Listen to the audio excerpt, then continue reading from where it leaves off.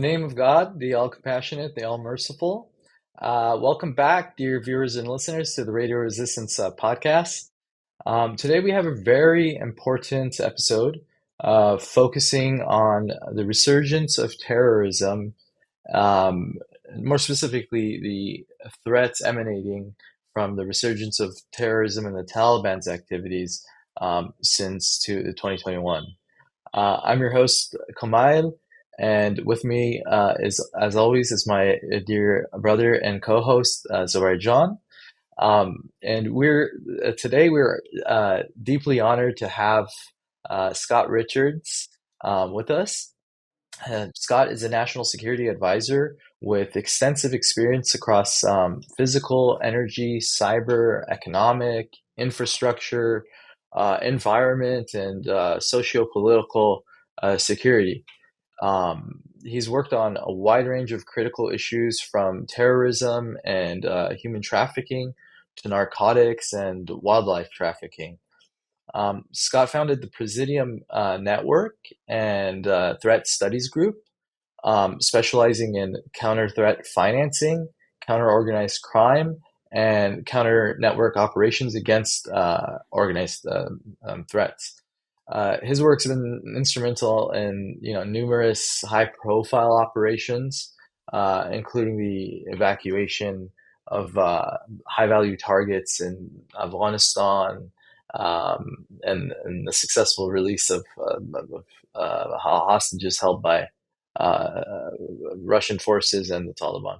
Um, Scott, thank you for joining us today. It's a Is there pleasure to be on. is there anything you'd like to add before we dive into our discussion?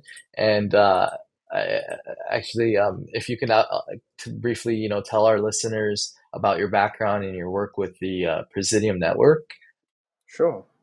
I mean, that was a it was a very good summary and introduction, and I think a lot of people misunderstand what national security is. It's really a series of interconnected fields that relate to the health of a society. It's everything that a country needs to operate, to be, secure, stable, and harmonious as a society.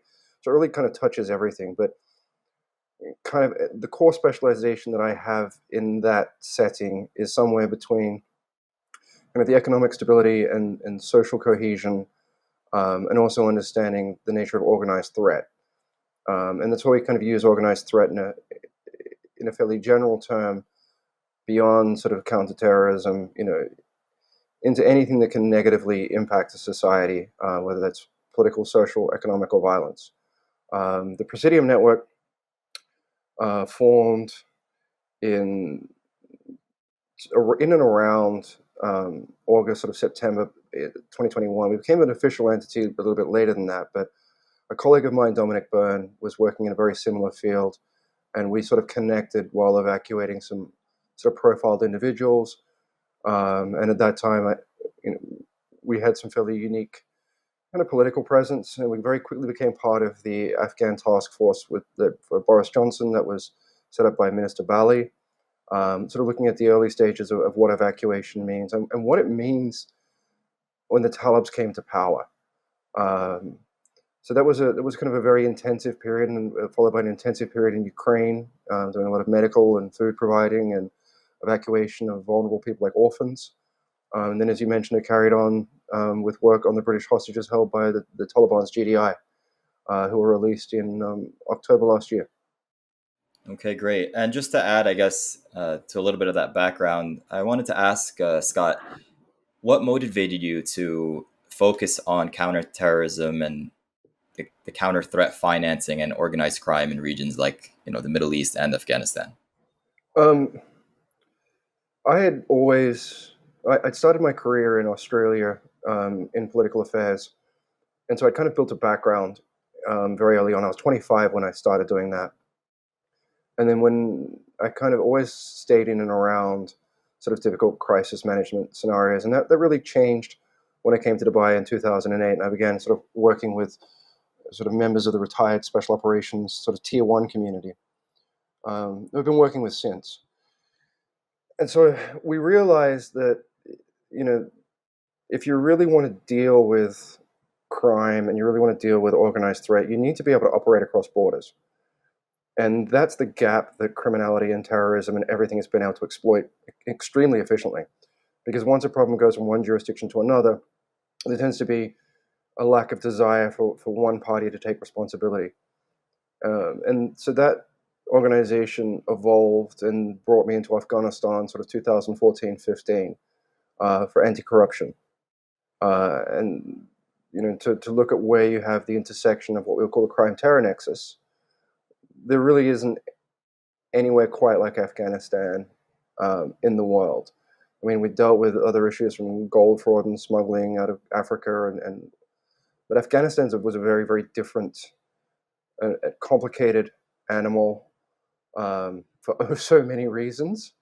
But if you want to destabilize a network, you need to destabilize its mechanisms for funding, and you need to destabilize its mechanisms for decision making, and its ability to recruit. And at the heart of these things is finance, generally finance and ideology.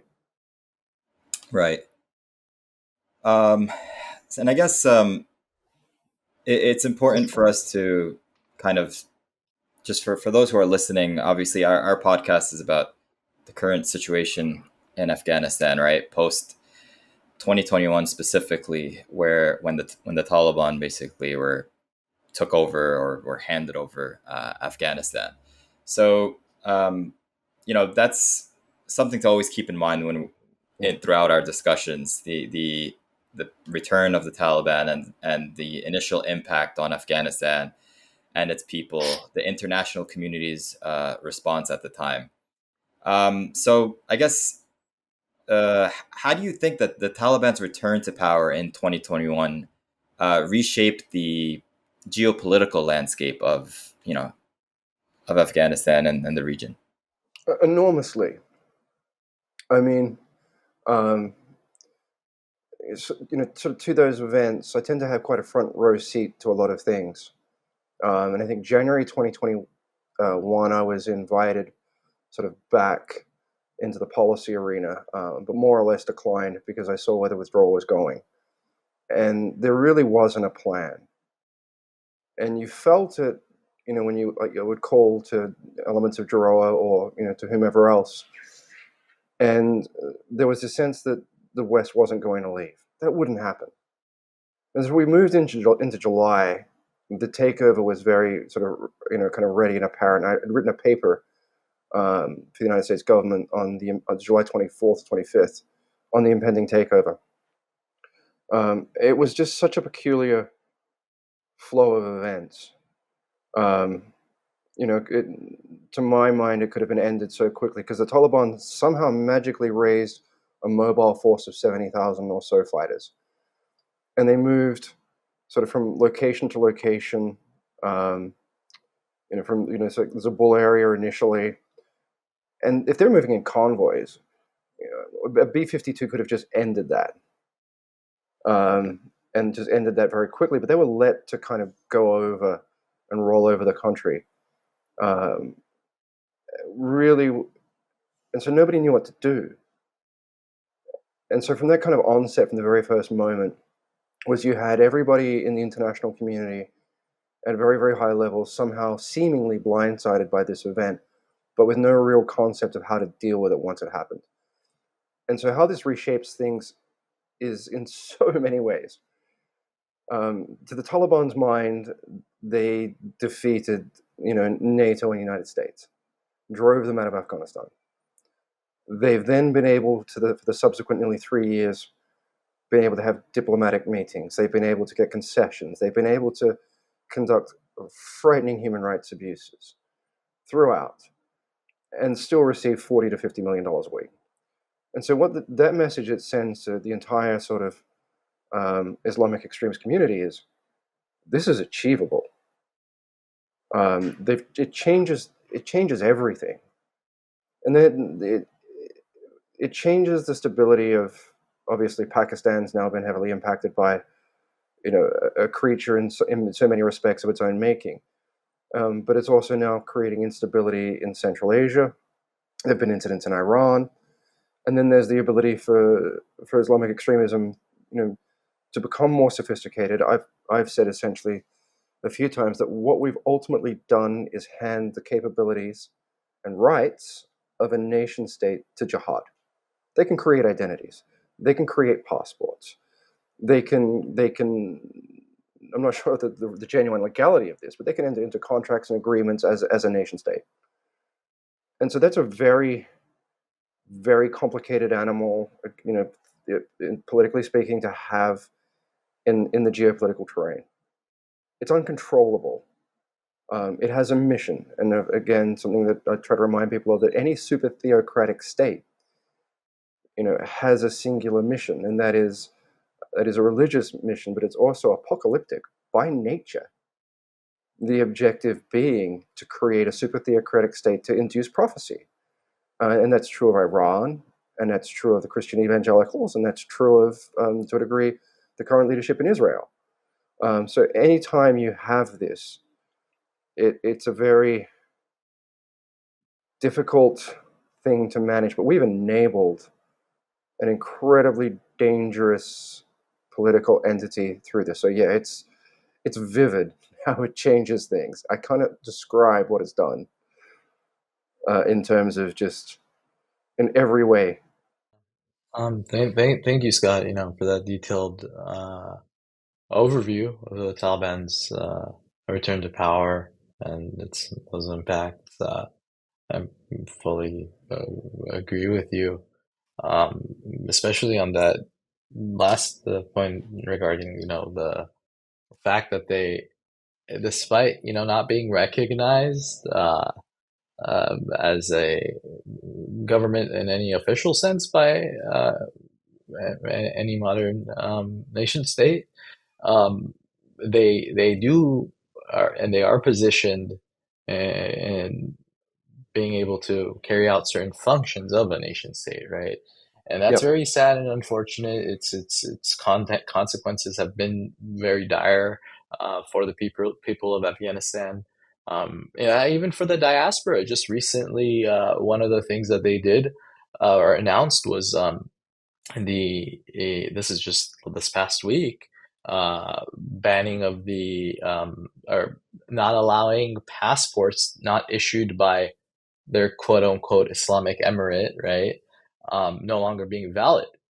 Mm-hmm. So essentially, diaspora Afghans who would like to go, I don't know why anyone would want to go under these circumstances, but let's say for whatever reason would like to visit or would like to use that passport for any purpose in Afghanistan, they wouldn't be able to do so. So that's just one small matter, right? It isn't really all security related, but yeah, it seems like Azerbaijan. I think you wanted to mention something before we move on and shift our focus to another Yeah. topic. Yeah, please go Yeah, ahead. before you get to the next question or point, I just wanted to add on to what Scott was saying, just to add some, provide some context for the listeners.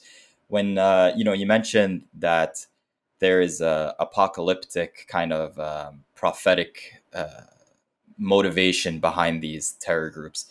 Uh, See, I think that's very important for people to understand, for the general, populace that is in on, that follows what's happening um, in geopolitics and what's happening in the world.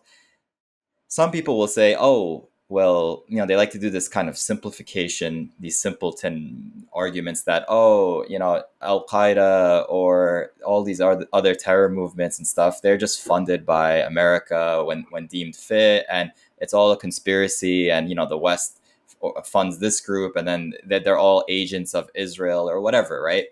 But the reality is what you said, that these are real groups that have real motivation based off of what's the word that I'm looking for, like they have context, right? They have a, like, for example, when you said the um, apocalyptic things, that's based off of the whole Islamic hadith Mm-hmm. transmission, that at the end of times, there's going to be the return of the Mahdi.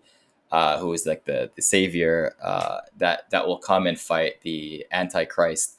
And based off of this argument, right, off of these texts, which they, these extremist groups twist and use it in their own way to therefore establish these caliphates, to therefore establish Islamic states or Islamic caliphates throughout the Muslim world. And that's important to know, because it's, these groups have real motivations. They have real reason to attack these nation states, because the whole concept of the nation state is against their being, their ideology. They want to get rid of all these and while doing that, fighting the West, which supports these nation states. So I think that that's very important to understand, that these are real groups that have real motivations based off of their interpretation of religious texts to sow terror in the world, and that's how they justify it. You know, I do want to say something here. Uh, it is both of you make a very compelling point, about these theocratic states, and then the potential for ultimately terror and terrorism due to these apocalyptic motivations. Um, I have a little bit of a different perspective. Um, I think the failure and terror associated with these theocratic states aren't necessarily inevitable. The true issue lies in the misuse of religious ideology by these extremist factions. And I actually would like to make this argument based off of my take on the book right behind me. The commander of the leader of the National Resistance Front of Afghanistan, Commander Ahmad Massoud's book, a memoir, in the name of my father, struggling for freedom in Afghanistan. After reading this book, I see his, and which this is inherited from his father. And Peter Bergen actually that writes a very well. It's a very well written forward in the book, and he explains how the late national hero and martyr, Commander Ahmad Shah Massoud, who fought off the Soviets and helped end the Cold War. This hero introduced to the world a type of Islamism, right, that can be integrated within the modern world, because it doesn't pose any sort of threats. Islam itself is a beautiful religion, and rational Islam, the true Islam that the vast majority of Muslims around the world, whether it's a theocratic state or not, adhere to, right? It's only in Afghanistan where girls don't go to school, aren't permitted to school, despite some neighboring countries and other theocratic states having very harsh restrictions on their societies and oppressive policies. There's no way whatsoever, in my humble opinion, that anyone can compare the plight of the people of Afghanistan. And I'm not saying that any of you are doing that, but anyone can't compare their plight to that of those, others. They're just naturally different. Again, one example of that being the matter of women's rights, right? The only country in the world where there's truly a gender apartheid being enforced is Afghanistan. I find it sometimes conflicting for progress in I would say our overall cause for freedom and democracy, and establishing this in Afghanistan. The conflation of issues in Afghanistan to that of some other nation states. In any case, Yeah, please. Yeah, Scott, go ahead. So there's a reason I use the term super theocratic and not just sort of generally theocratic. I mean, Iran is a super theocratic state run by mullahs and Khomeini, who is the ultimate power, power above the president. The Talibs don't consider Pakistan Islamic because of its remnants of a British constitution and influence. They consider the only other true Islamic state to be Iran. Um, and so, but their vision, um, is connected to the idea that, at the end of times, there's one true Islamic state which precipitates, the coming of the Mahdi. And all of these books, the Abrahamic books, have a similar description of those end of times, and they're often based around geographies. Same is true of Christians, same is true of Israelis, because it's the same prophecy ultimately. But when you look at what they're trying to spread, and what the base belief of Al Qaeda is, and Al Qaeda's influence over the Taliban, Osama bin Laden's mission was to make Afghanistan the base of the new caliphate. And so when you look at the flags of Al Shabaab, JNIM, it's the same flag. When you look at what Boko Haram, which literally translates as Western education is forbidden, and they kidnapped 400 girls, in Nigeria, and you look at what they're doing in Mali right now and Burkina Faso, they're trying to spread a Talib-like government. They want to create little replicas of Afghanistan, and they will have the same oppression. And is there any reason to think the Houthi will behave any differently in Yemen, a population of 38 million people racked with malnutrition?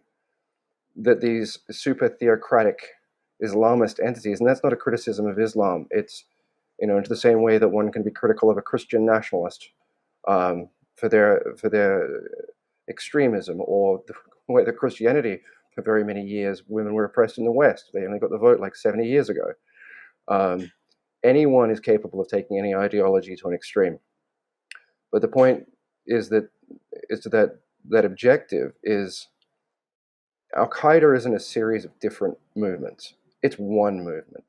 Under Zawahiri, the franchises were given more autonomy. That's not the case anymore.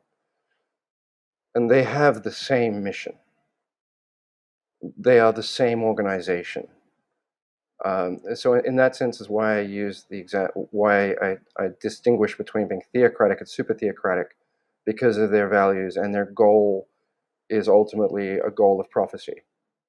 It's functionally what their purpose is. Otherwise, they would be more moderate. I often say, if you can't have a moderate Talib, because to be moderate means you're not Talib.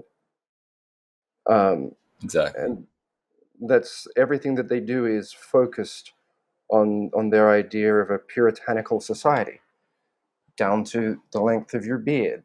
People, even back in the 90s, when they were in power, would be beaten and tortured for that.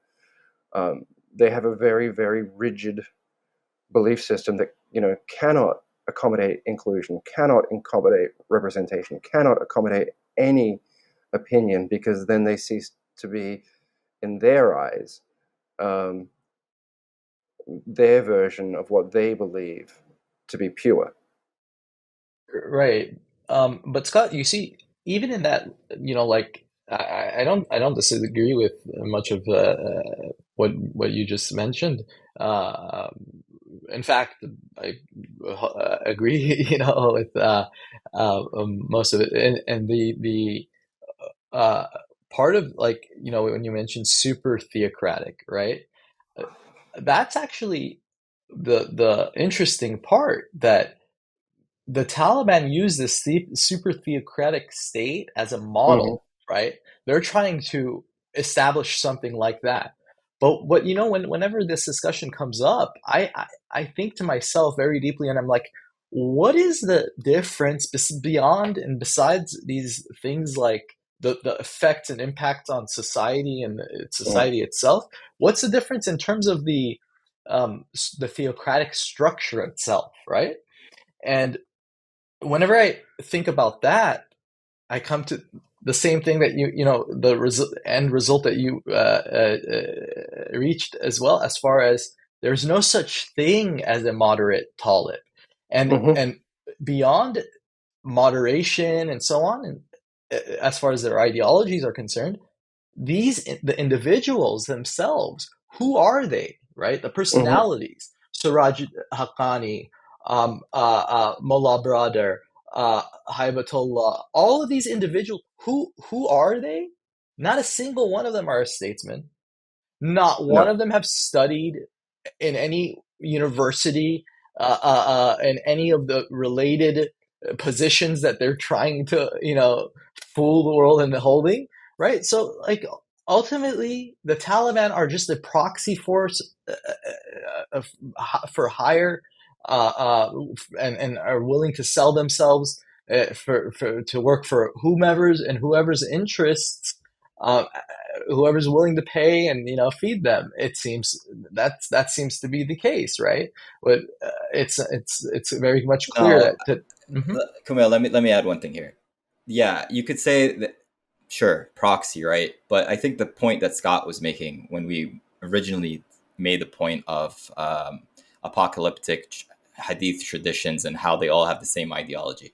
Look, if it was any other group that had the opportunity to seize a nation and become the rulers of that nation, they would all be like the Taliban. They would. It's not Mm. like they're going to be different. They're all gonna start banning girls from school. They're all gonna not allow women to go out dressed how they want. They're not gonna allow them to work, right? They're going to force people to observe Islam the way that they want it.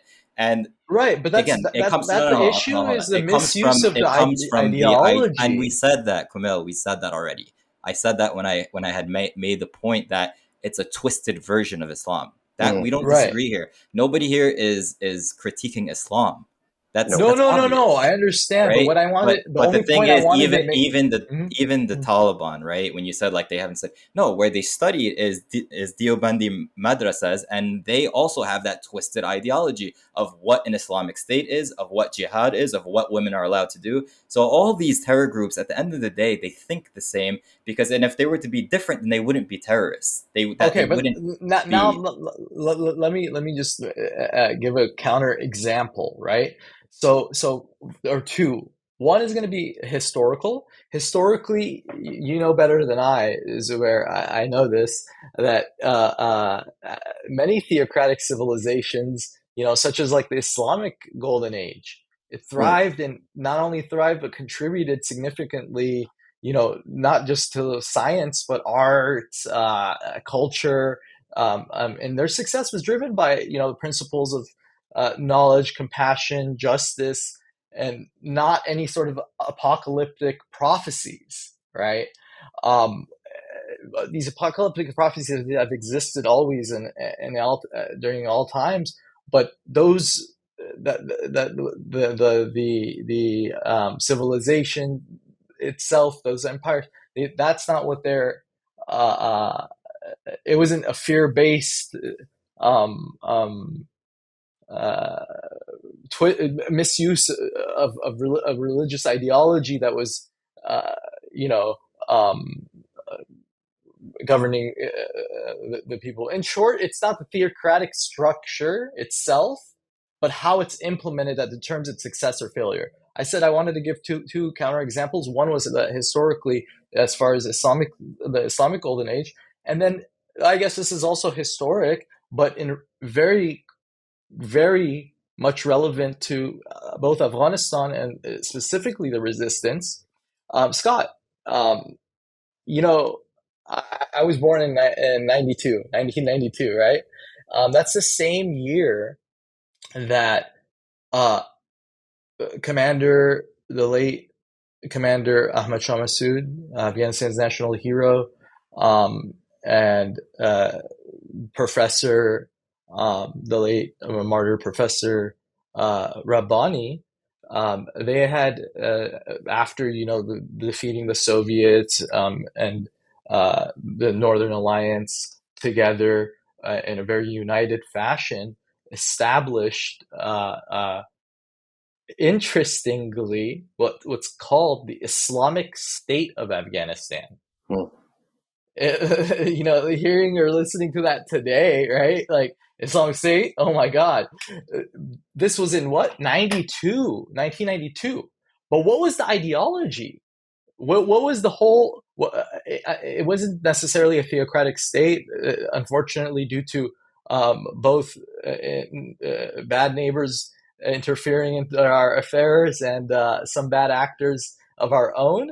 We went down a really bad thing. But anyway, the point here was just that a the Islamic State of Afghanistan was established, and the moderate, rational Islam, that Commander Ahmad Shah Massoud and Commander Ahmad Massoud in his book speaks of, and speaks of about the need for the revival, even how essential this is, how essential it is. We see in the region, Scott better than I, that there's these groups growing day by day, and more groups growing day by day, right? So these a essential reform within what is deemed and seen as resistance, and um, uh, uh, based off of based off Islam, any sort of Islamic ideology, that is very much essential in my humble opinion. But in relation to the original point, again, I think it's more so the theocratic structures themselves, the fact that the individuals, the personalities behind this movement are not statesmen, they're not thing, and how it's implemented, it ultimately determines its success or failure. And when I meant say success or failure here, I mean, of course, how they are in society, the You impact. can have there's I've lived in the Islamic world for nearly 20 years, and I have a deep love of Islam. And the Islam that I know is the Islam of compassion. The Islam that I know is the one that places the value of taking care of the sick and the elderly and the poor, as a highest form of prayer. It's an Islam that embraces knowledge, but that's not the Islam of the Talib. And if you look at any super theocratic state, the Catholics in the 13th century were brutal, and you had a popal leader, you had a supreme leader. And so what you have with Iran and what you have in Afghanistan today is you have a supreme leader who's considered to be, in some way, the ultimate voice on Islam. In some respects, the idea of their caliphate and Afghanistan being planned as the base is to lead Islam from their caliphate. That's their objective. And that's not anything to do with Islam itself. That's to do with extremism and radicals. And any political ideology can become radicalized. It's not unique to any group. It's not unique to any society. I mean, Chairman Mao radicalized communism and 50 million people died of starvation. This is what happens when you get, somebody who has a narcissistic tendency to want to be a supreme leader and the ultimate voice of the religion of Islam. And that's what, functionally, Hibbatullah in many respects is the supreme leader of jihad. I mean, that's what he wants to be, and that's in some respects he is, because he has the domain where these terrorist organizations can operate with impunity. And one thing I'd like to qualify with the term terrorism, because somebody will come out and say, well, one man's terrorist is another man's hero. That's never the case. A terrorist, by definition, uses violence for political ends by killing civilians. That is the definition. You are not a freedom fighter, you are not a hero if you kill civilians to pressure a government. And that definition is very, very important. And so when I use the word terrorism, I'm expressly talking about people who use violence against civilians for their own political objectives, which is how the Talibs came to power, ultimately. Yeah, no, I don't disagree with you, Scott. It's more so in theory. Practically speaking, unfortunately, we don't really have a good model today in today's world. But my apologies for going on that tangent for so long. No, But I mean, it was it's just more. important to delve into. And then Yeah. when you look at the power structure, it's the Quetta Shura. Mhm. That's what it Oh yeah. is. And it functions the same way. Hibbatullah is the boss of the Quetta Shura, and then he has there's 30 appointees in it, and they're all the names that we know, and that's how they operate. And as Zoubair said, their education and the only education they care about is what comes from those madrasas. There's Deobandi madrasa, and that's how they create and recruit more people like themselves. But the problem with a nation is, and my problem with the Taliban specifically, is they've taken a nation of 38 million people hostage. And so, in some of my earliest interactions with them after the fall, because I had cordial relations with them until September 7th, when the ISI came in, because there was a reality of having to deal with them. And you could talk to them at that point to some degree. The first thing they asked me was, can you remove the sanctions? Can you get us off the blacklist? Da da da da da da da da. And it's like, no. To get off those lists, you need to stop doing what got you on them. And so they appointed a cabinet, I think, 31 people or whatever it is. And like 21, maybe 23 of those are sanctioned. And so the objective from day one was to hold Afghanistan hostage and the welfare of 38 million people, to pressure the international community to drop the sanctions. And the Talibs have managed to get concession after concession from the West without giving anything back. And Haibatullah has said many times, we will never compromise our beliefs, ever. You have to compromise yours. And they want a seat at the UN. You have to compromise your beliefs, although they violate every principle of being a UN member, to the very original charters. But they've managed to play this for 3 years. They've managed to just dissemble and say, well, terrorism's not back here. And it's vividly evident that it is. And it's frustrating because of almost how absurd it is, but the cost to the Afghan people is just extraordinary, and they are holding the nation hostage. What they want is the sanctions dropped. And could you imagine what would happen if they were connected to the banking system? It would just be catastrophic, and we're just inducing their greater capability to be a source of instability. It's a fact. You don't make, I think it's 38 now. It used to be 33 Al-Qaeda camps. I think it's gone up. You don't have 38 camps as a summer retreat for jihadists. They're going there to learn how to project violence. When they finish in those camps, they're sent to Iraq and Syria for a work experience. And so the Talibs, this idea that the Talibs say, oh, they've never attacked anyone. They're letting their territory be used. They're part of Al-Qaeda and the planning and the operations. They're management.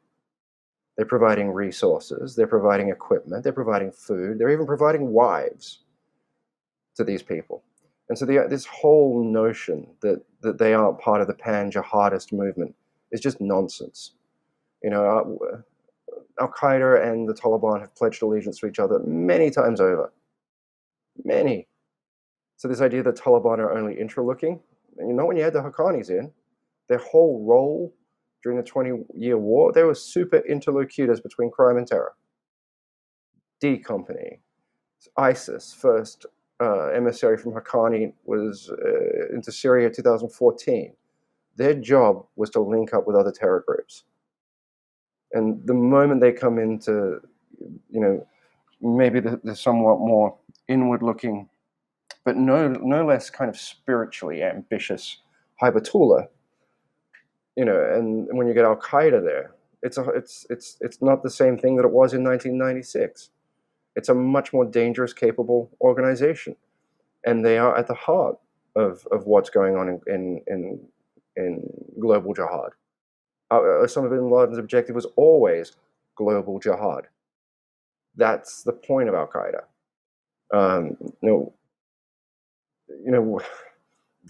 The impact of this, if we continue to allow it, if Yemen goes fully to Houthi control, then they've got control of vital shipping lanes. The Iranians have control of can impact the Strait of Hormuz, the Red Sea. Then their whole area is in trouble. Then they can spread weapons fighters ideology through East Africa down as they are. and then the whole thing topples. And then we'll start to see Libya, which is a big Al-Qaeda target, come under threat. Then there's Tunisia. Then there's Algeria. Then there's Morocco. We've already lost Burkina Faso and Mali. We're in a very, very precarious place for losing not just tragically the 38 million people living under this hostage situation. We're talking hundreds of millions of people living under a Talib-like government. And I'm not sure if it's preventable at this point. Yeah, I definitely agree. I think those are important points that a lot of people are not paying attention to. But just to add to that, I guess, Scott, the relationship you mentioned, Al Qaeda in Afghanistan. How has the relationship been between the Taliban and other terrorist groups such as Al Qaeda, ISKP? How has that evolved since 2021? Enormously. I mean, you've got Lashkar-e-Taieb there. You've got LEJ. You've got everyone's got a camp. You've got JNIM has camps there. Al-Shabaab's been in. Hezbollah was there in November last year in Kabul. So each of these Al-Qaeda franchises has a training camp. Which ones? You said the is that the Lebanese? Yes. They in Kabul. They went to Kabul in November 2023. Wow. Mm-hmm. Crazy. Into the Ministry of Interior. And these are reports that are like public, or No. is it? Okay. The information is around. Information has been said publicly, but not as such a public report. From my desk, only when certain information becomes public to a degree can I elaborate on it. But the presence of Hezbollah has sort of been spoken about by some others, and I can attest that we heard the same things. Al-Shabaab, Boko Haram have all been through, and so you have. Sorry, go ahead. The reason why that's so like surprising, by the way, or like why I ask, is because it's like I since August and September of 2021, I've been like wondering, or one of the riddles I call it is, it's like adversaries, right, are investing in the same terrorist organization, right? They're not adversaries. Well, no, what I'm talking about is like our government here, the United States, sending our tax dollars, right? And the reports are 70 to 80 million a week, right, to the Taliban, who in turn are hosting, providing safe haven to those proxy forces, militias of those adversaries of ours, right? So that's the part that's just it's mind-boggling, right? Yeah, I mean, Zoubair and I touched on this before the call started. So, there's an idea that it could be looked at as something else or something untoward. You have to understand is that there wasn't a plan, and Biden just followed the roadmap laid down by Trump, and that wasn't a great roadmap. And maybe Trump might have been more aggressive, and he probably would have pulled the money that's going to them, because he does like to use levers and coercion. But so Biden has the withdrawal. October, I think we heard the Bin Laden boys were back in Afghanistan, and then November we heard that Zawahiri was there, and but nobody wanted to talk about it, because if Al-Qaeda had come back, Al-Qaeda Central, because Al-Qaeda never really left, but their leaders did, Saif Adil and friends in Iran. And so they come back, and then they grow. And they grow quietly, and now they've got capacity to produce passports. They did very quickly. The first reports we got of passports was in September 2021. They were already on it. So now we don't know who the bad guys are, what identities they've been given. And so this is a huge political embarrassment. And, I can't really talk about the dimensions of where, I might send a briefing to, but there was fear of Biden's response, because it's to avoid embarrassment. And so now they're in this position where they don't know how to manage it. They don't know how to get the Talibs to behave. And I've said this to many diplomats. They fought the West living in caves hiding from drones. You think they're going to become moderate over some tea and biscuits?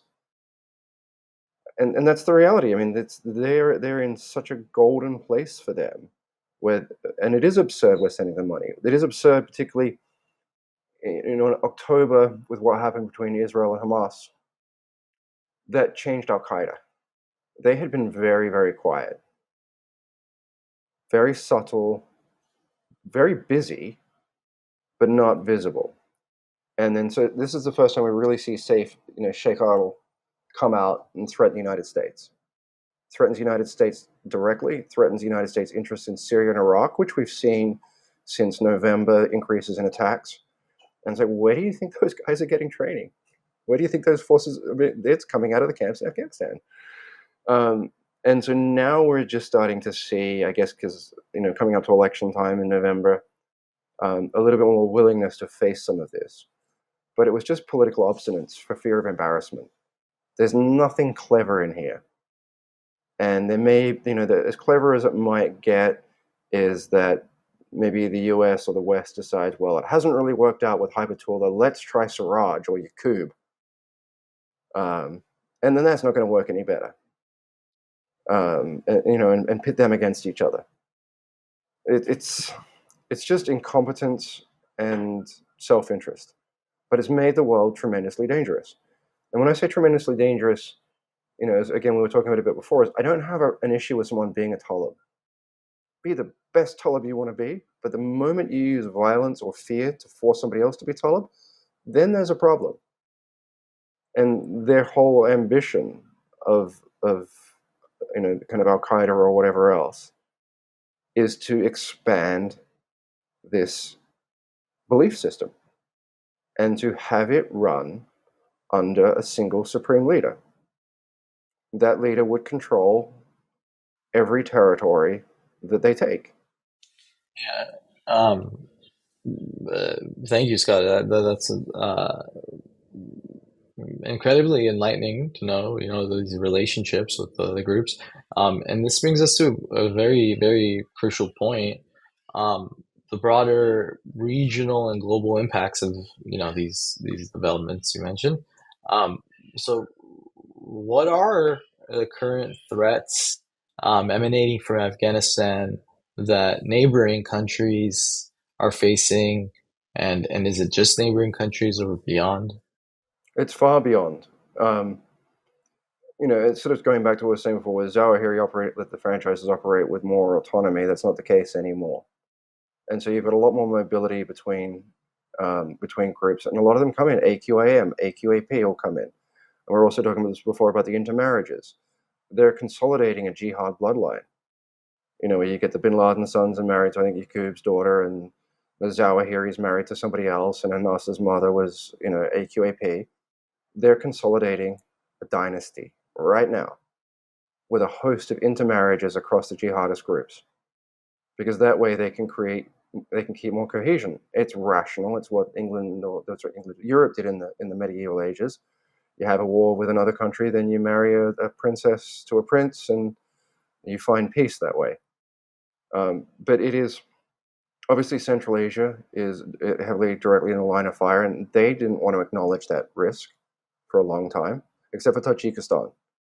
And obviously the fighters move through the Tajik border, not with permission of anybody. They just sneak across, and then they go into Uzbek. But thank the West, we left them drones, the Talibs, and I think they have at least 5 Eagle scans running, so they can put those drones up, watch a border. They can see when it's a good time to move narcotics or people. We've given jihad state-of-the-art abilities, and it was insane. They could see guard rotations, they could see whatever they want, they could see gaps, and they're running. Those drones are up. Wow. When we mentioned the neighboring countries, speaking of Pakistan, how would you say that the situation there is between the current Taliban in Afghanistan, their regime, and the TTP, who Pakistan, is now complaining about, Hmm. saying that, oh, the Taliban is not fighting them or not taking care of them or giving them shelter in Afghanistan. What is up with that nexus there? Is there much of a difference between the Taliban in Afghanistan versus the TTP in Afghanistan, in your opinion? And yeah, None, in my opinion. The TTP swore allegiance to the Taliban after Hibbatullah came in. They functionally have the same belief system. And what we can see happening in North Waziristan is they're trying to set up the groundwork for a Talib-style government, TTP. And if you talk about the Duran line and various other things, the Talibs don't see areas of these territories as being, part of Pakistan. I made a comment on social media to the effect that the Taliban, in terms of attacks on Pakistan, probably don't think of them as attacks on Pakistan because they don't think of that territory as Pakistan. But there's no way that the Talibs could ever truly fight the TTP. They never would. It doesn't make sense. And the TTP can use their expertise and their methodologies, and we're seeing it in North Waziristan. We're seeing they came out wanting to ban girls' education there this year. We're seeing a Talibanization of it that reflects the values that come out of Kandahar. I think Pakistan thought that they could control the Talibs, because of their long-standing relationship with the Haqqani network. You can't. The US has tried to use proxies through the Cold War in Latin America and other places, and it never works because they have their own mission. And for a little while, if you can get trained and funded and get an arsenal of weapons, why wouldn't you? And in the case of withdrawal, they got left $8 billion of equipment and then got sent another, what is it, $3-4 billion in cash by now? yeah. So they're making out like bandits and they don't have to give anything back. So Pakistan made a huge, huge mistake thinking that they could control this ideology, and they can't. So it's like, is it like a Frankenstein's monster that they've created? Because that, I feel like, people would make that argument Mm. from the 90s, right? That it was their project, they created this Frankenstein, and now it's kind of turned against them. Is that I would say, true? Do you think? Yeah. yeah, I would say it even goes back further than that. Mhm. To the 70s and 80s, because they had strategic depth coming out in the early 70s. You had Jalaluddin Haqqani, Yeah. Siraj's father, really forming up in the 70s. And Pakistan sheltered them for so long, and the Haqqani network and the ISI were always very close together. But, from what I understand, is the younger Talibs in Kabul are drifting towards Kandahar and away from the Haqqanis. And so the Haqqanis just don't have the power. Siraj is a very, very sophisticated man. They all are, as Ayman Dean sort of said about Al-Qaeda in the 90s. They are not stupid by any degree. They're very, very, very capable, and they've been fighting the West, fighting it for 30 years. And in the 80s, they were part of it, trained into some element armed, so they know us.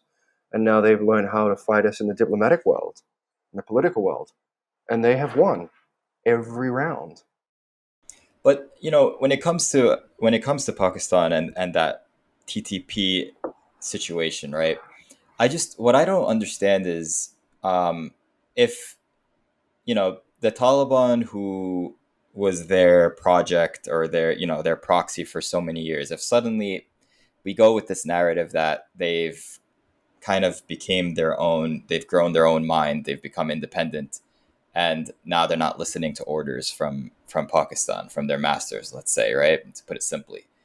So then I just don't get, when will Pakistan like firmly make that decision to change their policy, like to say, okay, we're done with this project, right? We won't support them anymore, and to go as far as saying that we're not going to recognize this government, and we would even support those who oppose this group, because I mean, if they're actually supporting the TTP and sheltering them, which we see that they are, right? Mm. And they're going hand in hand with them, and that group is attacking the Pakistani state and killing civilians, hundreds upon hundreds of civilians and soldiers, then what is in it for Pakistan? Why won't they just abandon this Um, these guys next door? Because it's like, you know, on the one hand, they say, oh, we criticize them and we're against them, but then on the other hand, they're also trying to say, push if they can for their recognition. It's like you can't do this double game, and this has been going on for so long. So that's what I'm wondering. and just to add, before you answer, Scott, to that, um, as you know, beyond Pakistan, the region in general, right? As you mentioned, the threats are beyond just the region as well, Mm. right?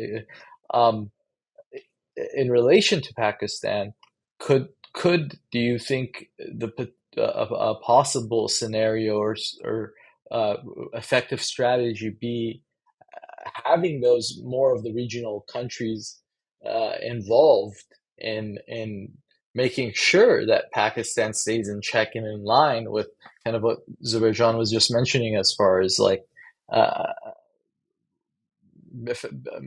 actual effective measures to um, you know Well, make sure that Pakistan's a very complicated place. I had to explain power in Pakistan to Congress in 2021 after the fall, because the president has certain powers, the military has other powers, and the ISI has other powers. But within the ISI, you've got a series of directorates, and they have different opinions to the other directorates. Some of those directorates have worked very closely with jihad for 30 years, and I consider they probably are the same thing at this point. Whereas other directorates in there aren't. So there's no cohesion in Pakistan in terms of power. And then, we had the civil government of Imran Khan the first time in a long time, I think maybe ever. And that didn't really end up that well. It was a very fragmented country in terms of power. Um, and if one of the things that we would see a lot of in end of 21, especially, was ISKP, if you want to call them that, coming out of Pakistan through Nangarhar or into Nangarhar. Um, and one has to look at the whole situation. You look at who ISKP kills; it's predominantly Kandahari Talibs, and so whose interest is that in? It's more in Pakistan's interest. Um, and so I look at all these things. Even in 2017, when I was looking at the counter-terror threats in Afghanistan, ISKP was kind of like a go-to for anyone who wanted to kill someone else. It was just an easy group to banner something up under, and it's amorphous and again, it always seemed to me to be more of an instrument of HQN than sort of something emergent organically from Afghanistan. So you get in just into a mire of dirty games and power, but there's something more subtle in here. A fully functional democratic Afghanistan that was aligned to the Western United States.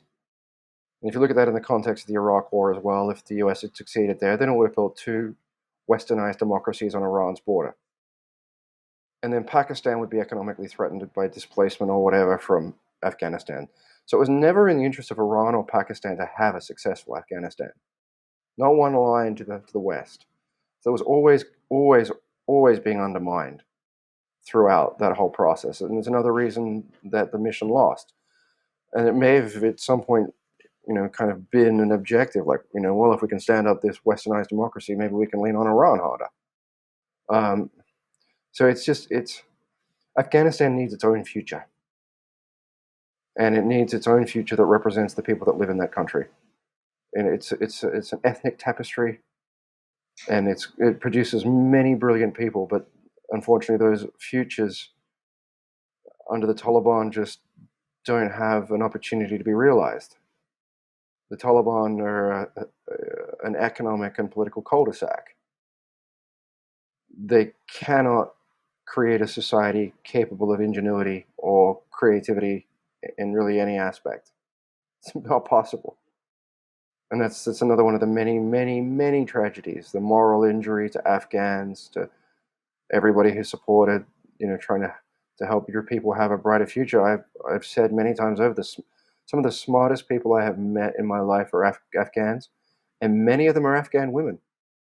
Brilliant, far, far smarter than I am.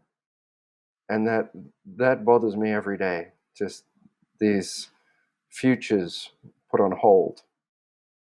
But how we how you find your way out of it is the people of the country, I guess, have to realize that they have one common enemy, and it's an enemy of humanity, because it I've, restricts your ability to use your talents, to be an independent thinker, to have really any form of creativity. You couldn't.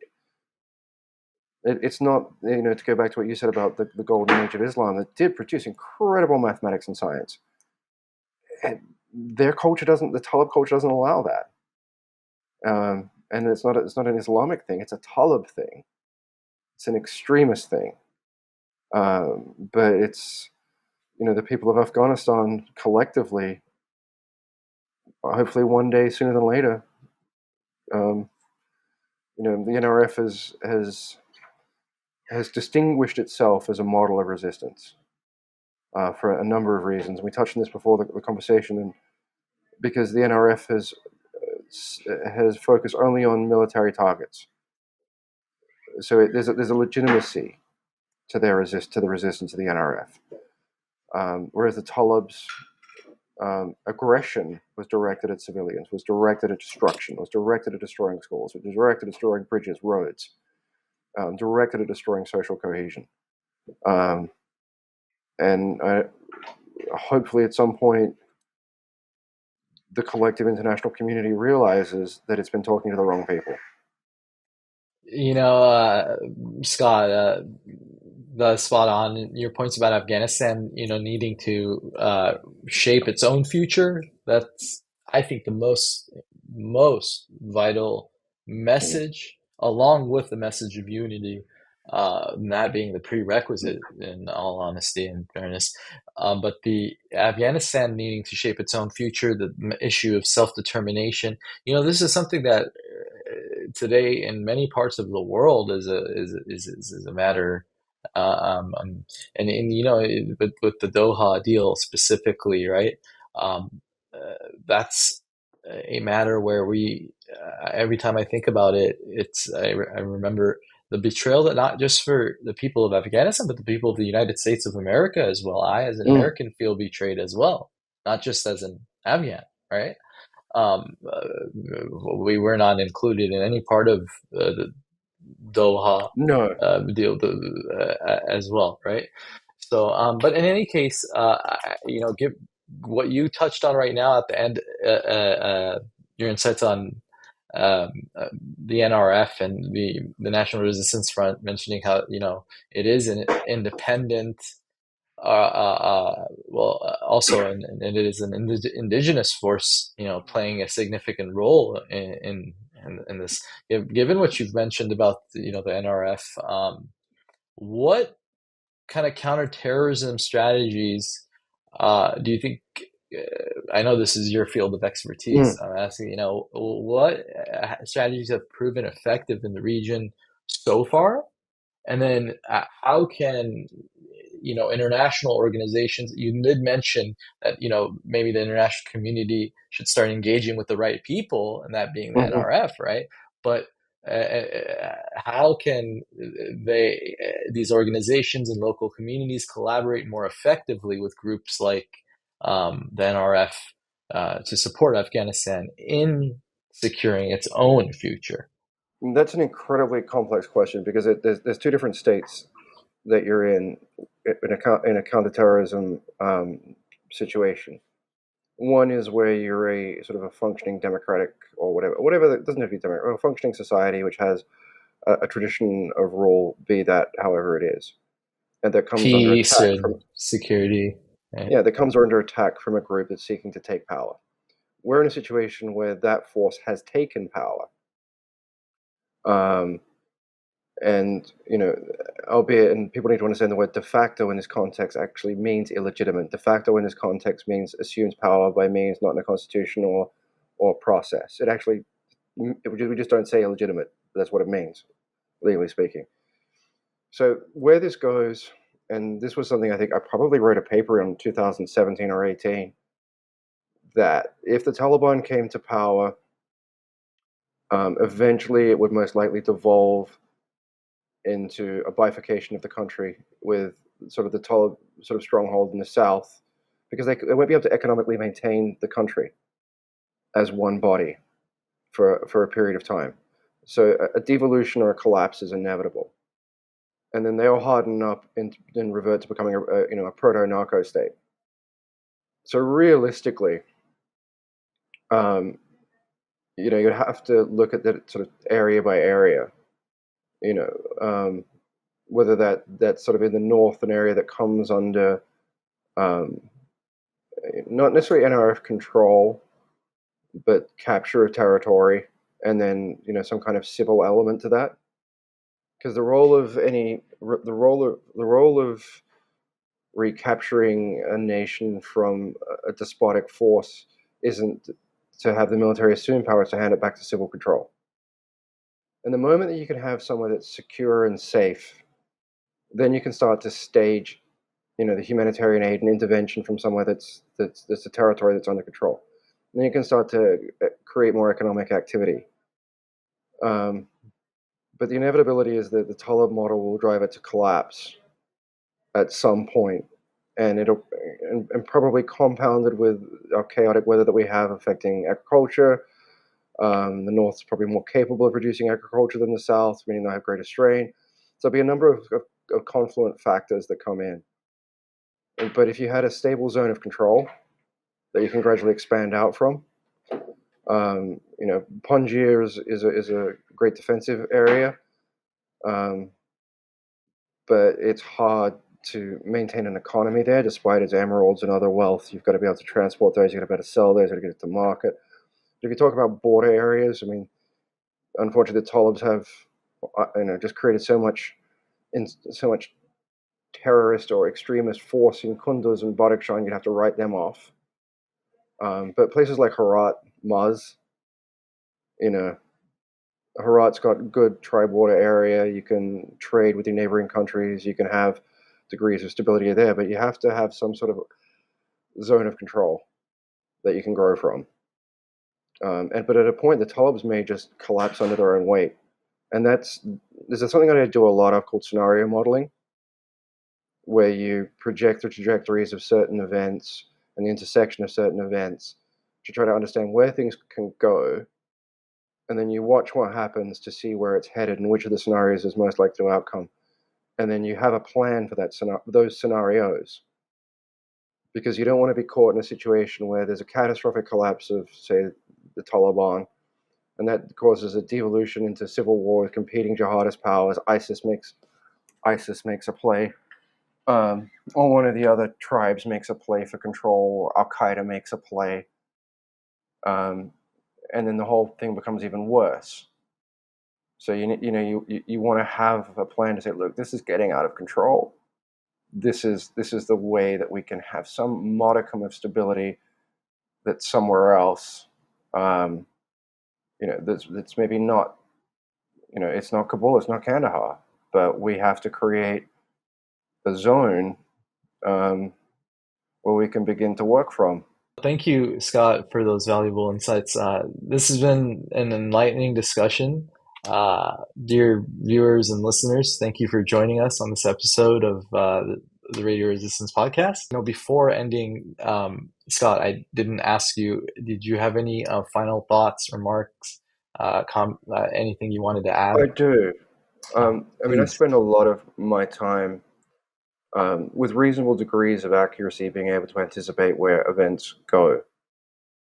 And where we are now is, I don't have an answer for.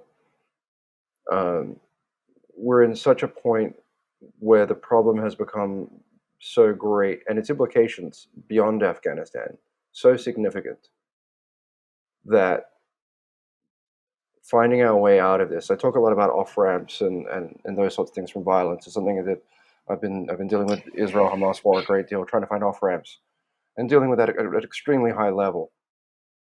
But I kind of sort of look at the collective weight of instability at the moment, and we really need to do better. We really need to have different thinking inside the West, whether that's in the US or in London or in Paris or Germany or in Geneva. Because if we don't find a way out of this soon, it's going to be that much harder to deal with, and the costs to humanity will be that much greater. And when I use a word like humanity, I don't mean that in a kind of general sort of way. I mean to the suffering of individuals, to the mothers, to the children, to those people affected by these things, and to be in a position for me personally, just where I just could generally get a good feel of what was going to come next.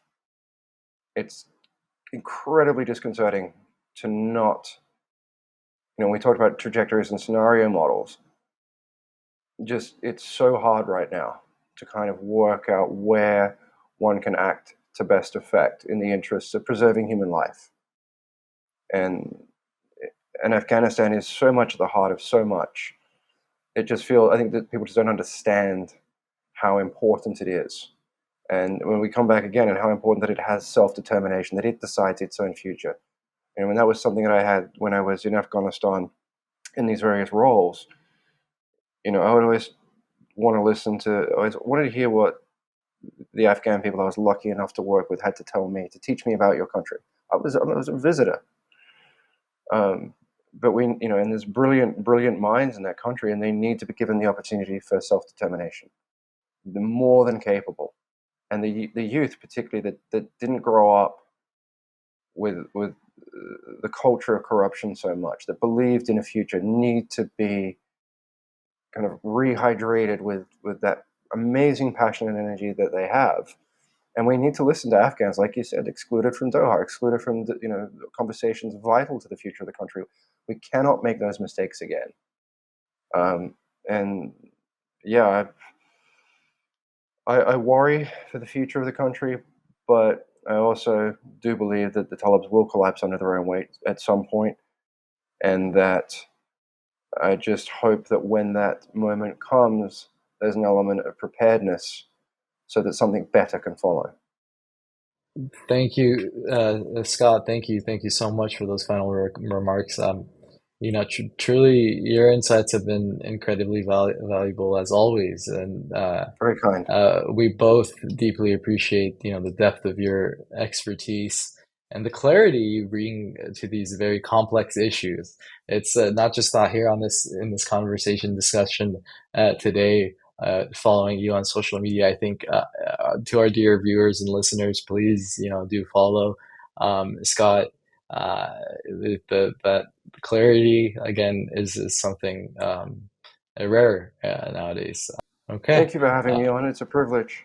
And Scott. I, I always say that, Afghanistan as a country gave me so much more than I brought to it. It's truly an experience that shaped me as a human being. My time there, my time with yourselves, my time with others. It's been just such an important part of helping me become who I am as a better person, and I'm honored for that, and honored to have spent time in the country. God bless you, Scott. It's these bonds that um, truly, despite the betrayals and abandonments by governments, it's these bonds that are the forever, the eternal ones that uh, no matter how plagued a nation may get by some sort of cancer like the terrorism, like the Taliban, um, uh, the true spirit of Afghanistan, is allied today with um, the rest of the world, like yourself, Mm. and we have allies like yourself. Is what I'm trying to say. So yeah, thank you again for joining us and sharing your profound knowledge. Um, I was appreciated to be a guest. yeah, Thank you, to our Scott. Thanks for viewers. joining us. To our viewers and listeners, thank you again for tuning in to the Radio Resistance podcast. Do not forget to Subscribe to our YouTube channel, follow us on social media, and stay updated on our latest episodes. Stay informed and stay safe. Until next time, take care.